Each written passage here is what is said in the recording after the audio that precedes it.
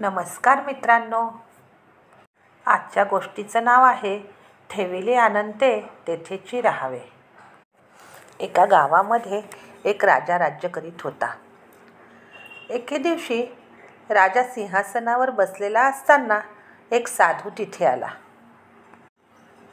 तो साधू राजाला म्हणाला, माझ्याकडे एक असा आरसा आहे की त्याच्यामध्ये मागचा जन्म, आत्ताचा जन्म आणि पुढचा जन्म असे मनुष्याचे 3 जन्म त्या आरशामध्ये दिसतात. कोणालाही आपला पुढचा जन्म काय असेल हे पाहण्याची उत्सुकता असतेच. राजा म्हणाला, दाखवतो आरसा. त्या साधूने आपल्या पिशवीतील मोठा आरसा बाहेर काढला आणि राजा साधू आरसा घेऊन एका रूममध्ये गेले. त्या खोलीमध्ये गेल्यानंतर तो मोठा आरसा भिंतीला लावून तो साधू तेथून बाहेर आला. राजाची उत्सुकता खूप वाढली होती. राजा त्या आरशासमोर जाऊन उभा राहिला. थोड्या वेळातच त्या आरशामध्ये मोठा हत्ती दिसला. त्या हत्तीला खूप दागदागिने घातलेले होते, सजवलेलं होतं.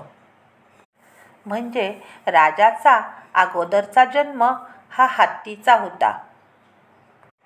नंतर आरशामध्ये राजा स्वतःच दिसू लागला. म्हणजे जो चालू जन्म आहे तो राजाचा आहे. आता पुढचा जन्म कुठला मिळणार या प्रतीक्षेत राजा होता. नंतर थोड्या वेळाने आरशामध्ये एक पांढरं डुक्कर त्याला दिसलं. ते डुक्कर घाण पाण्याच्या नाल्यामध्ये बसलेलं होतं. राजा खूप घाबरला. त्याला ते दृश्य अतिशय किळसवाणं वाटलं. तो मोठ्याने ओरडला.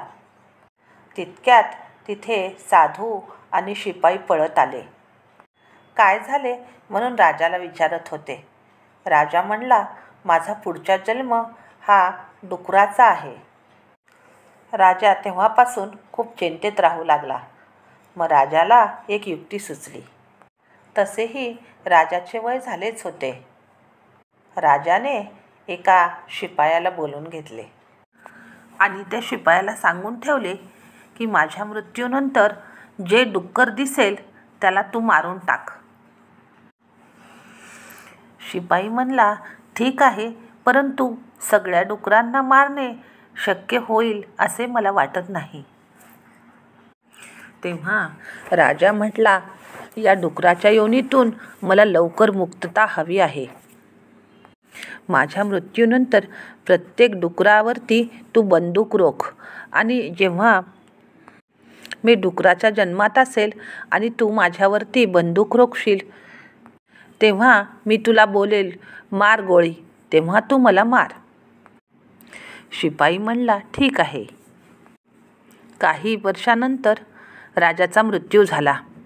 शिपाई बंदूक घेऊन सगळ्या डुकरांवरती रोखत होता. त्यावेळी राजाही डुकराच्या जन्मात होता. शिपायाने एका डुकरावरती बंदूक रोखली तेव्हा ते डुक्कर बोलू लागला, मला मारू नको, मला मारू नको. मीच गेल्या जन्मीचा राजा आहे, परंतु या जन्मात मला खूप छान वाटत आहे तो जन्म मला खूप चांगला आहे.